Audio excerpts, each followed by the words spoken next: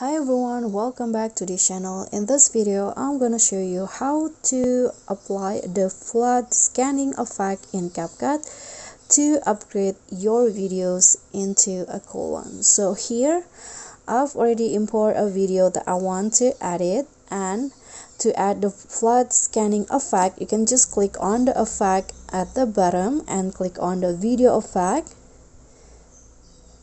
Then here you just need to swipe until you find the like effect category.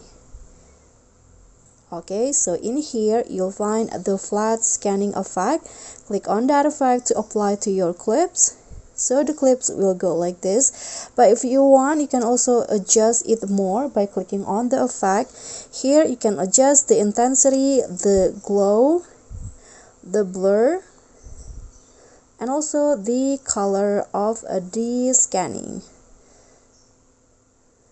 Okay, you can also change or adjust the atmosphere, the speed of this flood scanning, and the horizontal. When you're done, just click on a check icon and apply it to all of your clips.